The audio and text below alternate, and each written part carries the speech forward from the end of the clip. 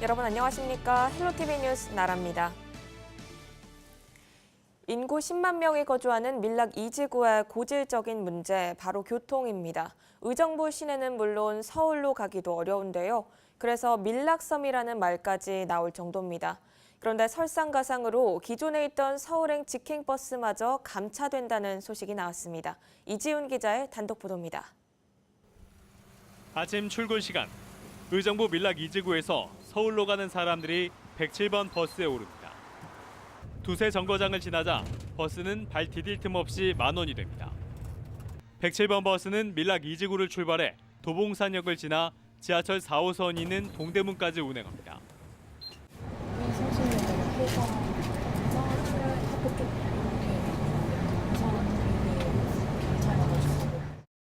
그런데 107번 버스 35대 중 6대가 감차될 것으로 보입니다. 그거 많이 일어나죠. 거의 뭐 한 6, 7분, 토요일 날, 일요일 날은 뭐 20분 정도 되죠. 해당 노선의 인거권을 갖고 있는 서울시는 현재 이 같은 안을 검토하고 있습니다. 감차 대상엔 의정부역에서 종로 5가까지 가는 106번 버스 5대도 포함되어 있습니다.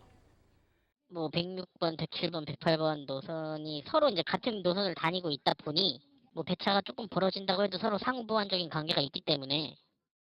하지만 버스 이용객의 불편이 예상됩니다. 감차되면 어떨 것 같으세요? 많이 불편하죠. 시간 5분 때문에 막 끼고 그러는데. 특히 밀락 주민들은 서울 가는 길이 더 험난해질 것으로 보입니다. 밀락 지역은 얼마 전까지만 해도 수유역과 광화문까지 가는 10-1번과 111번 버스가 있었지만 최근 두 버스 모두 노선이 단축됐습니다. 이런 상황에서 서울로 가는 버스 중 유일하게 남은 107번마저 감차되면 서울로의 접근성은 악화될 수밖에 없습니다. 여객운수사업법상 버스가 2개 시도를 걸쳐서 운행할 경우 버스 감차나 노선 폐선은 지자체의 협의에 따라 결정해야 합니다. 경기도는 서울시로부터 아직 관련 공문을 받지 못했습니다. 실제 그러니까 시내버스에 인연의 권한이 의정부 시이기 때문에 실제 어떤 그 검토라든지 협의 주체는 이제 도를 통해서 의정부 시가 결정하게 되는 부분. 의정부시의 입장을 물어봤습니다. 배차 간격이 좀 길어지니까 그런 부분에서 다른 뭐 노선을 저희가 신설한다거나 아니면 뭐 최대한 감차가 안 되도록 노력을 해야 되는 부분이고요. 서울시는 106번과 107번 감차 논의를 다음 주 안에 마무리 짓는다는 계획입니다. 헬로티비 뉴스 이지훈입니다. 포천시에 위치한 육군단 사령부에 무상으로 임대한 시유지의 반환 시기가 1년 앞으로 다가왔습니다. 1년밖에 남지 않았는데 부지 반환 여부와 활용 방안이 구체화되지 않았습니다. 김소영 기자의 보도입니다. 포천에 위치한 육군단 사령부입니다. 육군단은 지난 1950년대부터 현재까지 포천시에 위치해 있으며 시유지 약 135만여 제곱미터를 무상 임대하고 있습니다. 그런데 육군단 내 포천 시유지에 대한 무상 임대 기간이 오는 2020년 만료됩니다. 포천시는 시유지 반환 기간이 다가오자 부지 활용 방안에 대해 고심하고 있습니다. 지난해 5월 더 이상 시유지 무상 임대 사용은 어렵다는 입장을 국방부 등에 전달했고 지난 3월에는 시유지 반환과 함께 군부대 이전 필요성을 설명했습니다. 하지만 당장 무상 임대 기간이 1년 앞으로 다가오면서 시유지 반환에 대한 논의를 서둘러야 한다는 목소리가 나오고 있습니다. 그게 지금 국방부 땅과 시유지가 지금 혼재되어 있습니다. 여기가 지금 시유지가 한 5만 7천 평이 지금 그 중간에 가운데에 끼어 있어요. 그래서 여러 가지 개발 방식이 있을 것 같아요. 저는 지금 그 앞쪽 4차선 쪽에 있는 부지와 교환 방식도 있을 수가 있고 또 기부대 양여 방식의 개발 방식이 또 있을 수도 있고 여러 가지 방법이 있기 때문에 그거를 이제 국방부하고 지금 시급하게 논의할 때라고 지금 생각하는 거죠. 포천시는 부지 활용 방안에 대해 전담 TF팀을 구성했고 서둘러 민관군 실무협의회를 구성해 국방부와 협의 검토할 계획입니다. 만약 부지 반환에 대한 협의가 지연되면 별도의 도시발전 전략계획을 검토하고 도심 확장 개발 사업에 발빠르게 대응하겠다는 입장입니다. 지난 60여 년 동안 군부대에 무상 임대한 시유지가 이번에는 주민들의 품으로 돌아올 수 있을지 관심이 모아지고 있습니다. 헬로티비 뉴스 김소영입니다. 이달은 장애인 고용 촉진 강조 기간입니다. 하지만 대부분 장애인들은 취업해도 비정규직이나 차별, 또 낮은 임금 수준의 한계를 벗어나지 못한다고 호소하고 있는데요. 일하면서도 제대로 된 대우를 받지 못한다는 건데 실제 지역 발달장애인 근로자들의 생각을 들어봤습니다. 이정아 기자가 취재했습니다. 지적장애 3급인 31살 정훈남 씨. 지난해부터 인천의 한 주민센터에서 1년 계약직으로 근무 중입니다. 정 씨는 어렵게 취업해도 매년 새로운 일자리를 또다시 찾아야 하는 게 큰 걱정거리입니다. 계약직이 좀 없었으면 좋겠어요. 이게 계약직이다 보니까는 만약에 면접을 봐서 떨어지면 또 다른 데 또 알아봐야 되고 그게 또 시간이 또 오래 걸리니까. 또 다른 발달장애인인 20대 오지현 씨는 장애인 자활센터에서 일하고 있습니다. 그동안 식당, 요양원 등에서 비장애인과 같은 일을 하면서도 매달 받은 급여는 80만 원 수준. 비장애인 급여의 절반에도 못 미쳤습니다. 열악한 환경 속 결국 4번이나 자리를 옮긴 다음에야 비로소 지금의 직장을 구할 수 있었습니다. 장애라는 이유로 그 회식 자리도 안 껴주고 저희 같은 경우에 아예 배제하시고 적금을 아무리 들어도 저희 같은 경우는 돈이 많이 남지 않으니까. 고생 끝에 취업해도 일터에서 숱한 차별을 겪었다고 말하는 장애인 근로자들. 평균 임금은 180여만 원으로 같은 기간 250여만 원을 받는 전체 임금 근로자보다 70만 원가량이 낮습니다. 장애로 근로 능력이 낮다고 판단될 경우 최저임금법 적용에서 제외되기 때문입니다. 최선의 복지는 취업이라고 생각을 합니다. 발달장애인 취업처가 워낙 많지도 않지만 일을 할 수 있다라는 자부심을 갖고 사회에 참여해서 사실 수 있도록. 전국 발달장애인은 모두 23만여 명. 일하는 장애인은 늘어가지만 이들이 진정한 사회 구성원이 되는 길은 여전히 험난하기만 합니다. 헬로티비 뉴스 이정아입니다.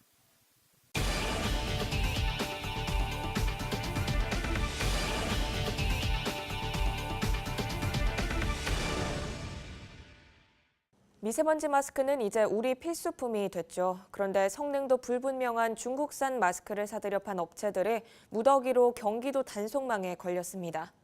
단속한 업체 중 무려 절반 이상이 법을 어기고 엉터리 제품을 시중에 유통시켰습니다. 보도에 한선지 기자입니다. 경기도가 최근 미세먼지 마스크 제조업체와 온라인 쇼핑몰 등 78곳을 점검한 결과 절반이 넘는 43곳이 단속에 적발됐습니다. 무허가 부업장애 제조를 맡기거나 식약처 인증을 받지 않은 제품들을 속여 판 업체들이 대거 포함됐습니다. 심지어 안에 음식물도 냄새가 나는데 지금 먹다 버린 치킨인 것 같고. 성능이 확인 안 된 중국산 마스크를 개당 350원에 수입한 뒤 미세먼지 마스크로 속여 한 개 12,000원에 판매해 30배 넘는 폭리를 취한 곳도 있었습니다.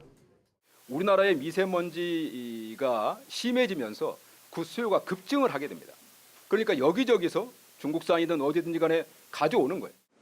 경기도는 미세먼지 마스크를 살 때는 식약처 홈페이지에서 KF 인증 여부를 직접 확인하는 것이 좋다고 설명했습니다. 적발된 업체는 형사 입건하고 식품의약품안전처에 행정처분을 의뢰한 상태입니다. 경기주TV 한선지입니다. 경기도 의료기술을 배우기 위한 해외 의료인들의 발걸음이 계속되고 있습니다.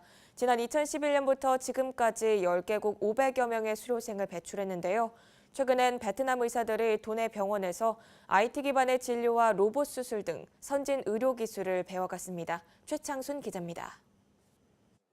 도내 대학병원의 회진 시간. And his status is absolutely good. Yeah, no fever. 국내 의료진 사이로 베트남에서 온 의사들이 눈에 띕니다. 경기도의 선진 의료기술을 배우기 위해 온 해외 연수생들인데 수술 기법과 치료 과정에 대한 설명을 꼼꼼히 듣고 질문도 끊이지 않습니다. IT 기반의 진료 기술과 로봇 수술 등의 첨단 의료기술 중심입니다. 총 8명이 4주에 걸쳐 도내 5개 병원에서 의료 기술을 익혔습니다. Trong mỗi tuần vừa qua thì tôi đã học được rất nhiều kiến thức bổ ích về y học, đặc biệt là phẫu thuật ung thư đường tiết niệu và tôi xin chân thành cảm ơn. 이번 연수는 지난해 경기도와 베트남 호치민시가 보건의료 분야 발전을 위한 양해각서를 체결하면서 마련됐습니다. 한국 의료 기술을 홍보할 뿐만 아니라 제약이든 의료기기든 의료산업 진출할 때 이분들이 키퍼슨 역할을 할 수 있으리라 기대하고 있습니다. 경기도는 오는 6월 호치민시에서 메디컬 경기 비즈니스 포럼을 개최하는 등 의료 분야 교류를 확대할 계획입니다. 지난 2011년부터 지금까지 경기도가 배출한 의료 연수생은 총 10개국 547명. 메디컬 경기를 배우고 알리기 위한 해외 의료인 연수가 활발히 이뤄지고 있습니다. 경기슈TV 최창순입니다. 민선 7기 경기도 핵심 정책 중 하나인 기본소득을 주제로 한 박람회가 준비를 끝마쳤습니다. 기본소득은 누구나 조건 없이 받는 일정 수준의 소득 정도로 생각하면 되는데요. 이번 박람회에선 기본소득과 관련된 내용이 총망라돼 선보인다고 합니다. 한선지 기자가 박람회 일정 미리 알아봤습니다. 이달 본격적인 시행을 알린 경기도의 청년 기본소득. 경기도에 거주하는 만 24세 청년에게 총 100만 원을 지원해주는 대표적인 기본소득 제도입니다. 민선 7기 경기도에선 여러 형태의 기본소득 도입 논의가 핵심적으로 이뤄지고 있습니다. 오는 29일부터 이틀간 수원 컨벤션 센터에서는 국내외 전문가 등이 모여 기본소득 박람회를 엽니다. 기본소득과 지역화폐가 제한된 계층을 대상으로 한 일방적 지원이 아니라 우리가 함께하는 생활정책임을 알리고자 합니다. 박람회는 해외 사례와 전망 등에 대한 의견을 나누는 토론과 우리나라 각 지방자치단체에서 추진하고 있는 기본소득 정책의 현주소를 짚어보는 전시회 등으로 구성됩니다. 특히 전국 60개 지역에서 시행되고 있는 지역 화폐에 대해 알아보는 체험관도 꾸려져 기본소득과 더불어 지역 화폐에 대한 궁금증도 풀어줄 것으로 기대됩니다. 이 밖에 VR 체험과 음악 공연 등 다양한 문화 행사도 마련될 계획입니다. 경기도는 도내 30개 시군과 충남 부여, 경남 고성 등 기본소득 추진의 뜻을 같이 하는 34개 지역이 모인 지방정부협의회 출범을 예고했습니다. 경기주TV 한선지입니다.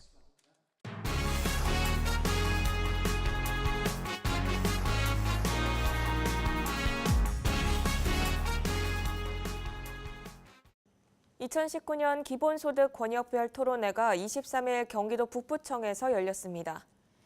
도는 경기연구원 기본소득 한국네트워크와 함께 도내 시군을 돌며 기본소득과 경기도를 주제로 권역별 토론회를 진행하고 있습니다.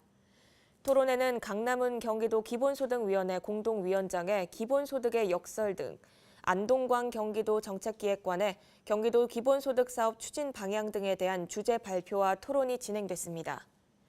안동광 경기도 정책기획관은 기본소득이라는 정책을 추진함에 있어 다양한 방안을 모색하고 범국민적 공감대를 형성할 수 있는 토론회가 될 수 있도록 노력하겠다고 말했습니다.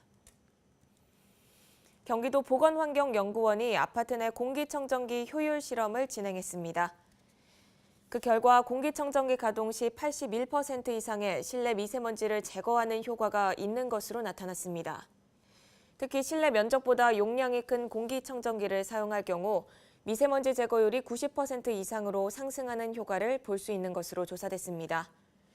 이번 실험은 공기청정기 가동 전후에 미세먼지량 측정 등을 통해 실제 공기청정기의 효율과 적절한 공기청정기의 위치, 고농도 미세먼지 발생 시 공기청정기 이용 방법 등을 알아보는 방식으로 진행됐습니다. 실험은 지난 2월 27일부터 지난달 7일까지 열흘간 도내 79.2제곱미터 아파트 공간 내에서 진행됐습니다. 양주시의회가 용산구 노인 요양시설 건립계획 철회 촉구 결의안을 채택했습니다. 결의안을 대표 발의한 정덕영 의원은 왜 용산구는 양주시의 노인 요양시설을 조성해야 하냐며 치매 안심마을의 계획 부지가 양주시 관광개발 계획을 추진 중인 지역이기 때문에 관광사업과 지역경제에 피해를 입을 것이라고 말했습니다. 또 노인 의료복지시설 입소자에 대한 장기 요양시설급여 예산액이 올해 100억 원을 뛰어넘어 관내 의료급여 수급자에 대한 추가적인 수용은 시 재정에 큰 부담이 될 것이라고 강조했습니다. 의정부에서 장애인구역 불법주차 신고가 급증한 것으로 나타났습니다. 지난해 의정부 시내 장애인 전용 주차구역 불법주차 과태료 부과 건수는 5,300여 건으로 2년 전에 비해 2배 넘게 증가했습니다. 일반 차량이 장애인 전용 주차구역에 주차하면 과태료 10만 원이 부과되고 차 바퀴가 장애인 구역을 침범해도 불법 주차로 간주됩니다. 이 밖에 장애인 주차구역에 물건 등을 쌓아두는 등의 행위를 할 경우에도 과태료 500만 원이 부과됩니다. 의정부시 비보이 퓨전 MC팀이 중국에서 열린 세계 비보이 대회에서 크루 배틀 부문과 1대1 부문에서 우승을 차지했습니다. 퓨전 MC팀은 대회 첫날에 약 160개 팀이 참가한 8대8 크루 배틀 부문에 참가해 결승전에서 일본의 파운드 네이션 크루를 제압하고 우승을 차지했습니다. 대회 2일차에 열린 1대1 부문에서는 퓨전 MC의 박우송이 결승전에 일본의 파워무브 비보이 유키와 만나 진검 승부를 펼친 끝에 당당히 우승을 차지하며 2개 부문을 석권했습니다. 황정우 퓨전 MC 단장은 앞으로 대한민국과 의정부시를 대표해 더 멋진 활동을 펼쳐나가겠다라고 우승 소감을 밝혔습니다. 포천 국립수목원은 어린이날을 맞아 다음 달 5일 광릉숲을 무료로 개방합니다. 이날은 어린이 정원 등 22개 전문 전시원과 산림박물관, 10대 난데온실을 관람하고 숲 해설도 무료로 들을 수 있습니다. 수목원 입장을 원하는 주민들은 5월 4일까지 국립수목원 홈페이지를 통해 신청하셔야 됩니다. 초등학생 이하 어린이가 포함돼야 무료 입장이 가능하고 선착순으로 3,000명을 받습니다. 경기도가 동북부 8개 시군을 수도권 정비계획법이 규정한 수도권에서 제외해달라고 정부에 건의했습니다. 수도권 규제에서 제외해달라고 요청한 지역은 양주시와 포천시 등 접경 지역 6개 시군과 양평군과 가평군 등 농촌 지역 2개 군입니다. 경기도는 이달 초 정부가 발표한 예비 타당성 조사 개편 방안에 이들 8개 경기 북동부 지역 일부를 비수도권으로 분류하고 있다며 수정법상 수도권에서 제외해야 한다고 설명했습니다. 도는 24일 해당 지역 국회의원실을 방문해 관련 법령 개정 지원을 요청할 계획입니다. 의정부시가 미군 당국에 미군기지 조기 반환을 요구했습니다. 시는 지난 21일 이 같은 내용의 공문을 미 2사단과 미 8군, 국방부 등에 보냈습니다. 앞서 미군은 지난 16일 사전 예고 없이 새벽 시간에 고산동 일대에서 헬기 비행 훈련을 하면서 시민들에게 소음 피해를 입혔습니다. 시는 이 같은 문제를 해결하기 위한 근본 대책이 미군기지 조기 반환이라고 보고 있습니다. 현재 의정부에 있는 미반환 미군기지는 캠프 스탠리와 레드클라우드, 잭슨 등 3곳입니다. 관급 공사 편의를 봐준 대가로 수천만 원대에 이르는 땅을 받은 연천 군간부 공무원이 구속됐습니다. 의정부지법 영장 전담 판사는 23일 뇌물수수와 부동산 실명법 위반 혐의로 구속영장이 청구된 연천군 A 소장에 대한 영장 실질 심사를 열고 구속영장을 발부했습니다. A 소장은 관내 건설업계 관계자로부터 땅 수백여 평, 시세로 수천만 원대에 이르는 땅을 받은 혐의를 받고 있습니다. 앞서 의정부지검 형사 5부는 지난 3일 연천군 3개 부서와 건설업체 관계자 등의 자택을 압수수색했습니다. 검찰은 연천군 공무원들이 관급 공사를 이들 건설업체에 몰아주고 특혜를 받은 것으로 의심하고 있습니다.